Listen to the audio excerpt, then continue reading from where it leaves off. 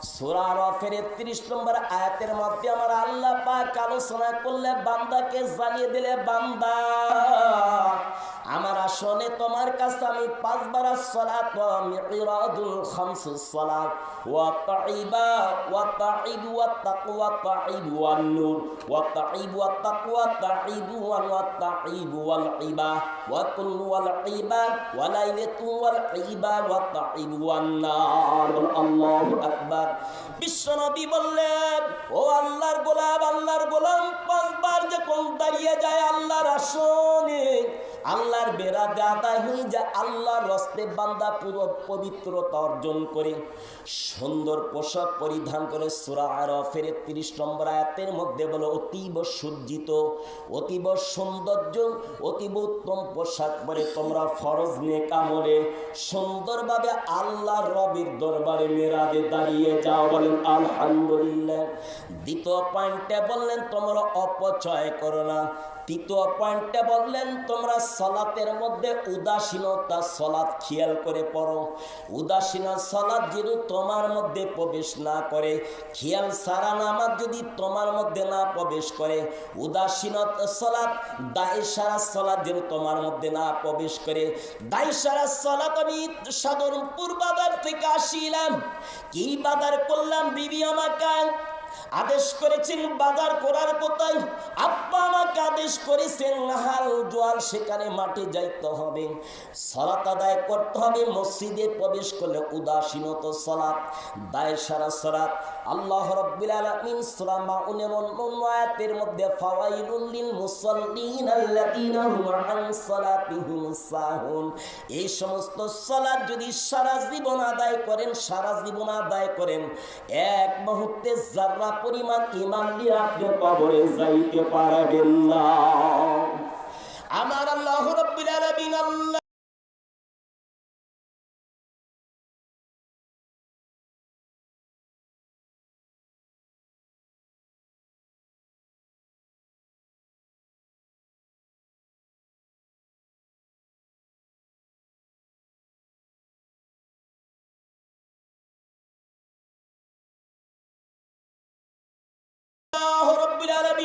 শয়তানকে ডাক দিয়ে বললেন, শয়তানু যুকরি ওয়া লাইলাতুস সুবুর, কণ্ঠ দিব কাটা ভাবে ওয়াজ করবে, কি বলেন কথা ঠিক কিনা? শয়তান বলে, এই শয়তান সারা দিন আমার গোলামকে ধোঁকাবাজি করবি, আর রাতের প্রহরে বান্দা আমার চোখের পানি বিনা অনুতপ্ত হয়ে এক জাররা ফোঁটায় ফোঁটা পানি বাহির করে দিবে, কান্না আসে না, কান্না গুনার কথা স্মরণ করে পাপের অনুতপ্ত হবে, বিনয় হয়ে জায়নামাজি বসে বিবিকে বলে, বিবি চলো এই মাঘ মাস পৌষ মাসের শীত আমার রবের প্রতি একটু মোতাজ্জা হই, একটু মুরাক্কাবা হই, জায়নামাজি বসে একটু সালাতে বসে যায়। আমি সূরা মূল জানি না, তুমি সূরা মূলটা পড়ো আর আমি শুনি। আমি সূরা মূল জানি, তুমি জানো না, আমি পড়ি তুমি শোনো। তুমি জিকির করো আমিও জিকির করি, কোরআন তেলাওয়াত করো, এমনি ভাবে বিনয় ভাবে অনুতপ্ত হয়ে চোখের পানি ছেড়ে দিয়ে আল্লাহর গোলাম জায়নামাজে বসে গভীর রজনীতে আল্লাহর কাছে কান্নার ভান করে আল্লাহর কাছে অনুতপ্ত বিনয় হয়। আল্লাহ বলে, আমার ইজ্জতের কসম, সারাদিন বান্দার ধোঁকাবাজি এক যারা রাতের 2 ভাগের 3 ভাগের আল্লাহর কাছে এই প্রার্থনার অফার আমি বান্দাকে প্রতি মুহূর্তে ক্ষমা করে দিই। আলহামদুলিল্লাহ। কত বড় অফার আল্লাহ পাক আমাদেরকে দান করেছে। সারাদিন আমরা আমল ঠিক রাখতে পারি না, শয়তানের ধোঁকা, কি বলেন? দেখেন মসজিদে যখন আযান হয়, কুকুর শ্রীগাল, বনের মধ্যে শ্রীগাল ডাকে না, ডাকে কিনা? আর দেখবেন কুকুরগুলি ডাকতে থাকে, এর একটা বুখারী শরীফের হাদিস। তখন এক শ্রেণী মানুষ কুকুরকে আমরা ঢেলাইতে থাকি, মার প্রায় কুকুর থাম, শিয়াল ডাকতে থাকে।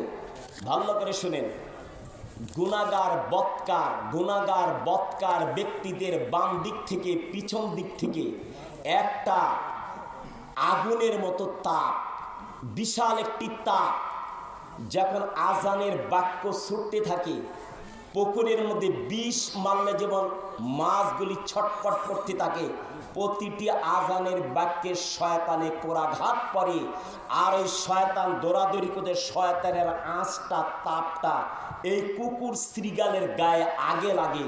তখন তার আত্মা বলে, আল্লাহ বানাইয়াছ আমাকে কুকুর, ওগা আমার আল্লাহজি বেনামাদির মুখ যেন না দেখি, বাড়ি বাড়ি ঘুরি আমি, ও আমার মাওলাজি বেনামাদির মুখ যেন না দেখি। লা তাকরাবুস সালাত লা তাকরাবুস সালাত ওয়া আনতুম সুকারা, খবরদার তোমরা নিশা খারাপ নিশা অবস্থান খারাপ নিশা অবস্থান খবরদার তোমরা খারাপ নিশা প্রাণ অবস্থান তোমার মস্তিষ্ক বিপন্ন করেন। দুখানুল নারু সালফিয়া ওয়া আতাল, দুখান মানে ধোঁয়া, নারুন মানে আগা আগুন, সালফিয়া মানে প্রজ্বলিত করা। ভালো করে শুনেন। রিস্কুন মানে খাওয়া, রাইসুন থুলুক্তু মানে পেট, রাইসুন মানে পেটের মধ্যে ঢুকানো। একবার গ্রামাটিক্যাল অর্থ।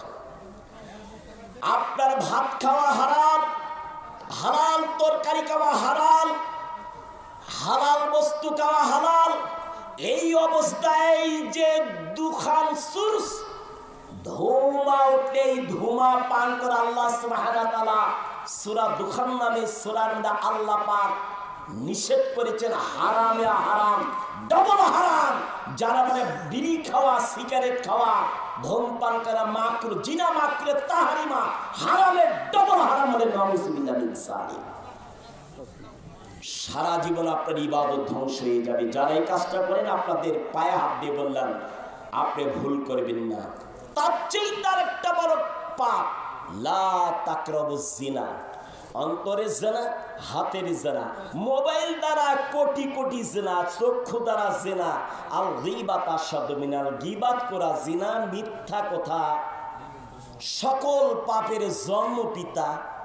আল গীবাত আশাদ্দু মিনাল জিনা, জিনা গীবাতের জিনা, মিথ্যা শেকাতের জিনা, অপবাদের জিনা, শুধু আর জিনা আর জিনা। রাসূল বললেন লা তাকরাবুজ জিনা, খবরদার তুমি জিনার নিকটে যেও না। তাহলে ইবাদতও করবো আর জিনাও করবো। এইখান থেকে মসজিদে আমল যদি করার পর সাধনপুর বাজারে যদি দুইটা ভাইয়ের তর্ক চলে, কি চলে? তর্ক চলে। হাল্লুহু, ভালো করে শুনো, হাদিস পর অর্থ করবো। একবারে নতুন ওয়াজ, আমার ওয়াজের সাথে আকবরের ওয়াজ ভাইয়ের মিল পাবেন না, যে আকবর ভাইয়ের ওয়াজ তো আমি করি নাই। আমার ওয়াজের সাথে আনসারি ভাইয়ের ওয়াজের মিল হবে না। আমি সব ওয়াজগুলি শুনেছি। প্রধান বক্তা হওয়া বিশাল ব্যাপার। আপনাদের দোয়া গত পরশুরাতে 4 ঘন্টা খাওয়াচ্ছি প্রধান বক্তা। তা আবার কওমি মাদ্রাসার আপনার কাফিয়া শরেবে কাজামাত মাদ্রাসা, আপনার হাতে আত্মহংকার, আমাকে মাফ করবেন। কওমি মাদ্রাসায় ইলম অর্জন ব্যাপক গ্রামার ছাড়া এই ঠোঁট ফাঁকার কথা বলতে দেয় না। বহু পাণ্ডিত্য, বিশাল বড় জ্ঞানের টাইটেল, ফোকাস গুমান করে বেড়া। আমার পাশে এক ভাই আয়াতে তেলাওয়াত করলেন, মেশকাতের ছাত্র 26 মিনিটের মাথা নামা দিয়ে বললেন, হুজুর আপনার টাইটেল তো 11 লাইন, কিন্তু একটা গ্রামারও আপনার ঠিক নেই। আপনার তাফসির গুলো ভালো করে যাই না, তার ভাই মিথ্যা তাফসির বন্ধ করে। আমার নিজে দেখা। এবার আমার বিশাল টাইটেল, এই ফার্স্ট কালার, ওই ফার্স্ট কালার, পাইছে কোথায়? হ্যাঁ, সারা বিশ্বের কোরআনের পাখি বিদায় হয়ে চলে গেল, শাহাদত বরণ করলে শাহাদতের পথ। উনি একটা ওয়াজ করেন, বিদেশের বুকে পা দিলে একটা করে ডিগ্রি আসে, শকুনের দৃষ্টান্ত দিয়ে। কি বলেন কথা ঠিক কিনা? বেশ কিছু সনদ কিনতে পাওয়া যায় টাকা দ্বারা। এদের কাছে একটা করে কিতাব, গাঁড়া কিতাব বার করে একটা লাইন মোতালা করেন, একটা আরবি টু আরবি লাইন মোতালা করেন, ও তো গ্রামার কচুও যাবে, পরেই নাই। সম্মানিত উপস্থিতি, আমার ভাইরা, সম্মানিত উপস্থিতি, আমি আপনাদের কাছে যেই কথা বলতেছিলাম, আমার পদ্মানিসী মা ও বোনেরা, অধিকাংশ আল্লাহর নবী যখন জাহান্নামের কিনার দিয়া হাঁটাইলেন হযরত মালিক, এমন তো অবস্থা হাজারুল লুইস্তাওয়া সারা, হাজারুন মানে পাথর, লুইস্তা একটা আওয়াজ হলেন সারা, জাহান্নামের মুখ থেকে একটা পাথর ছেড়ে দিলেন। এই পাথরের তলদেশে পৌঁছতে 70 বছর লাগলেন। বিকট একটা আওয়াজ হলেন। আল্লাহ নবী বলে, ও মালিক ভাই, এত বড় আওয়াজটা কিসের আওয়াজ? মালিক বলতেছো, আল্লাহ নবী আজ থেকে 70 বছর আগে, কত বছর আগে? 70 বছর আগে জাহান্নামের মুখ থেকে এমন একটা ভারী পাথর ছেড়ে দিলেন, ওই পাথরের তলদেশে পৌঁছতে 70 বছর লাগলে। এই জাহান্নামের তলদেশটা হবে ফুলসিরাতের নিচে। ও আল্লাহর গোলাম, রাতে যদি আমার মায়েরা সূরা ওয়াকিয়া তেলাওয়াত করেন, সূরা ওয়াকিয়া তেলাওয়াত করেন, সূরা মরিয়মের কিছু অংশ তেলাওয়াত করেন, আপনি তো হাফেজ জানেন না, সূরা বাকারা থেকে কিছু তেলাওয়াত করে আপনার স্বামী অপর ঘরে চলে যায়, বিভিন্ন জায়গায় জেনার দিকে দৌড়ায়। সূরা ওয়াকিয়া খানা তেলাওয়াত করেন, সূরা মরিয়মের কিছু অংশ তেলাওয়াত করেন, সূরা বাকারা থেকে কিছু অংশ তেলাওয়াত করেন, সূরা নিসা থেকে কিছু অংশ তেলাওয়াত করেন, সূরা ইয়াসিনে কিছু অংশ তেলাওয়াত করেন। সূরা মুলকটা তেলাওয়াত করার পর এক গ্লাস পানিটা সামনে নিয়ে তাবিজ করা হারাম, সে তাবিজ দেওয়া যাবে না, কিন্তু ওই পানির মধ্যে 3টা ফুঁক দেন অথবা দুধের মধ্যে ফুঁক দেন। স্বামী আমার পর দিকে চলে যায়, স্বামী আমার পর দিকে চলে যায়, পর দিকে চলে যায়। হুক্কার দেওয়ার পরে পানিটা আল্লাহর প্রতি 2 রাকাত সালাত আদায় করেন। দ্বিতীয় রাকাতে সূরা ইখলাস 3 বার অথবা 10 বার তেলাওয়াত করবেন। 3 বার সূরা ইখলাস যদি তেলাওয়াত করেন, পুরা তেলাওয়াত কোরআন মাজিদের সম্পূর্ণ সওয়াব। 10 বার যদি তেলাওয়াত করে যায়, আমার আল্লাহ পাক আসমান জমিনের এত ফাঁকা জায়গা পরিপূর্ণ নেকি হয়ে যায়, তার চাইতে বেশি নেকি আল্লাহ পাক দান করে সূরা ইখলাসের মধ্যে। বিসমিল্লাহ সহকারে বলে 3 বার পরে তার মধ্যে তাওহীদ, আশহাদু আল্লা ইলাহা ইল্লাল্লাহু ওয়াহদাহু লা শারীকা লাহু ওয়া আশহাদু আন্না মুহাম্মাদান আবদুহু ওয়া রাসূলুহু, এই সমস্ত তেলাওয়াত করে যদি পানির মধ্যে 3টা অথবা 5টা বেজর সংখ্যা ফুৎকার দেন, কি 2টা ফুৎকার গা 3টা ফুৎকার দেন, এইবারে পানিটা দ্বারা স্বামীর মাথাটা সন্ত মুখমণ্ডলীতে সেবা করেন। কি যদি পানির সঙ্গে দেন, কি তরকারির সঙ্গে দেন, আল্লাহর রাস্তে 2 রাকাত সালাত আদায় করে প্রার্থনা করে, আল্লাহ আমার স্বামী পর নারীর দিকে যেতে দিব না, পরকিয়া করতে দিব না, আমি হালাল স্ত্রী, এই সাধনাকে আল্লাহর প্রার্থনা করেন। আর আপনার সতীত্বকে আপনি হেফাজত করেন, আপনার সতীত্বকে আমানতুকুল্লাহ আল্লাহর ভাই তিনি হেফাজত করেন।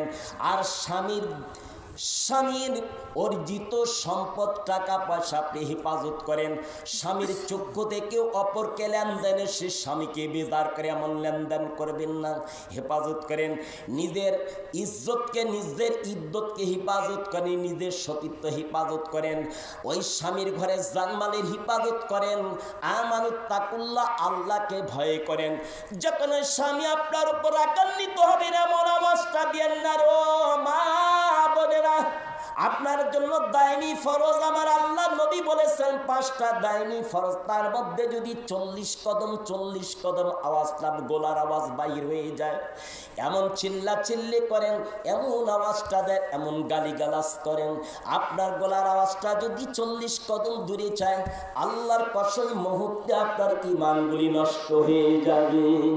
আর যদি আপনি হেফাজত করেন, আপনার সতীত্বকে হেফাজত করে, আমি আল্লাহকে ভয় করি, আমার সতীত্বকে হেফাজত করে আমি আল্লাহকে ভয় করি, খুঁটে খুঁটে স্বামীর খেদমত করি। স্বামী আমাকে যতই মারুক, গালিগালাজ করুক, আমি স্বামীর উপর দিয়ে কোনো উচ্চাবাদে কথা বলবো না, তর্ক করব না।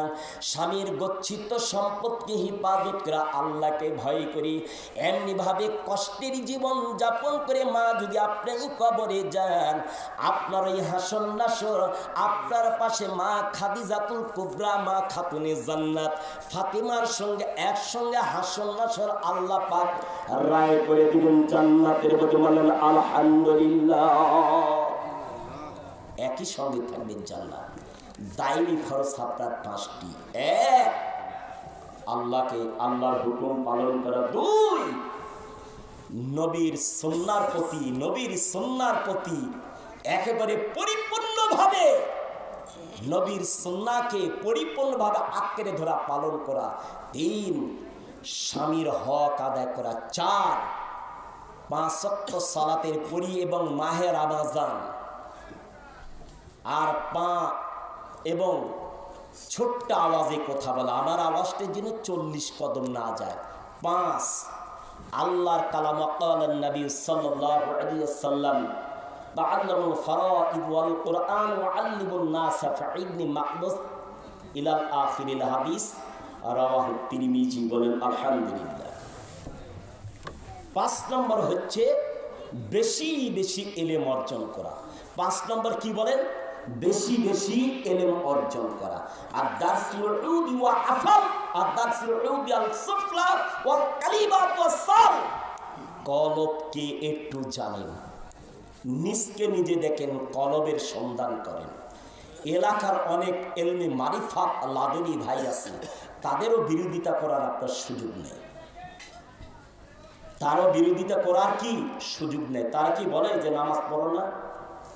যে সমস্ত ইলমে লাদুনি মারিফাত ভাইরা বলে নামাজ নাই, মসজিদে যাওয়া নাই, এমন কিছু ব্যক্তি ভাই আছে দেখা যায়।